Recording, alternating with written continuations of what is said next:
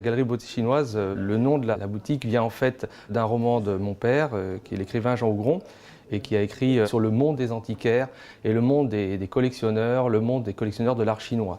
Ma mère était collectionneuse, mon père avait rapporté d'Indochine le goût de l'Asie, l'amour de l'Asie, et elle a ouvert la boutique du marché Biron donc, en 2003, et moi j'étais dans un autre univers, j'étais enseignant, à ce moment-là j'étais dans le monde universitaire. Donc j'étais déjà profilé, j'avais un poste de maître de conférence qui m'attendait, j'étais profilé pour une toute autre vie, ayant déjà enseigné pas mal de temps, j'ai décidé de la rejoindre et de bifurquer. Vous arrivez dans un domaine, vous ne connaissez rien, elle avait son savoir, j'ai dû apprendre. J'ai donc écrit un livre, comme souvent vous savez, on écrit des livres pour apprendre. Donc j'ai écrit un livre sur la céramique chinoise, qui est notre spécialité.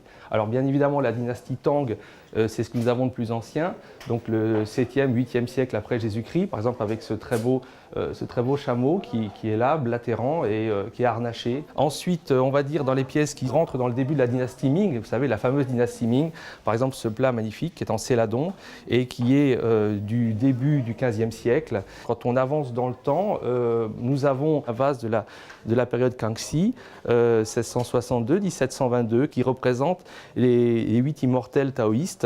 Nous avons quelques bronzes intéressants comme celui-ci qui est un brûle-parfum trépied Ming qui est du XVIIe siècle et dont le couvercle est surmonté par un personnage qui est très important dans le taoïsme qui est Shu Lao ou Shu Xing, qui est en fait une divinité qui symbolise, qui représente la longue vie, l'immortalité. Dans d'autres matières, par exemple, vous avez les jades. Les jades sont actuellement extraordinairement recherchés par les Chinois et les Chinois lui ont prêté tout un ensemble de qualités, également toujours liées d'ailleurs à la longue vie.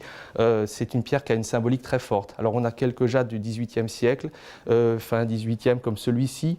Nous avons ici deux personnages qui s'appellent les Hoho Erxian, qui sont en fait à l'origine deux moines bouddhistes qui avaient finalement aimé la même femme et ont fait vœu de chasteté par amitié.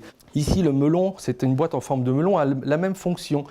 Pour nous, c'est juste un objet décoratif, c'est un fruit. Mais pour les Chinois, le melon ici va signifier quelque chose de très important, car il a beaucoup de pépins. Quand il est offert donc à un couple, il va leur souhaiter une descendance très abondante d'enfants mâles, parce que dans le melon, il y a beaucoup de pépins. Et puis nous avons une part faite aussi un petit peu à l'art japonais. Nous avavons des vases de Fukagawa, des pièces faites donc en porcelaine à la fin du XIXe siècle au Japon, ont inspiré en vérité nos peintres impressionnistes. Les iris de Van Gogh et les iris comme ils sont représentés ici, vous regardez les peintures effectivement de nos impressionnistes et post-impressionnistes ou les fauves et vous voyez très bien qu'il y a des rapports très importants. On sait qu'effectivement ils avaient des estampes japonaises, on sait qu'ils étaient très influencés par cet art. Et donc on voit un rapport direct avec ces deux pièces qui sont assez exceptionnelles. L'histoire des sceaux est très importante, elle a pris une dimension très importante dans l'art chinois parce que effectivement le sceau est à la fois, bon dans la peinture ça va être la marque, la signature effectivement de l'artiste et dans les porcelaines c'est souvent la marque du règne, la marque de l'empereur. On a vu les prix sur l'art chinois évoluer notamment très fortement, mais sur des pièces d'un certain type qu'on appelle les pièces marquées, portant une marque. C'est le Nianhao impérial, c'est-à-dire que c'est la marque de règne qui indique que la pièce a été faite sous tel ou tel empereur. Donc ce qui est très intéressant, c'est que la porcelaine a aussi servi d'instrument de propagande impériale. D'où l'importance, c'est là qu'on voit d'ailleurs apparaître les premières marques. C'est sous Yongle puis Xuanzhe qu'on voit apparaître les premières marques. Ça veut dire je suis empereur et je vais montrer au reste du monde que la Chine est le premier pays du monde. Les personnes rentrent dans le magasin et disent mais comment vous savez que c'est authentique? Comment vous savez que c'est ancien?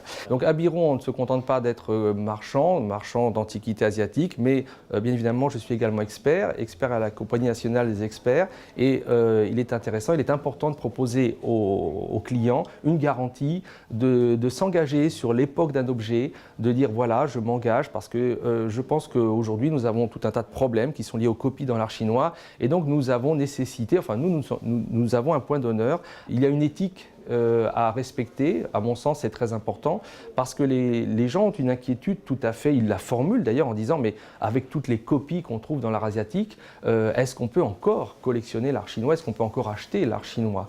Et c'est un vrai problème et nous essayons d'y répondre voilà, autant que nous pouvons.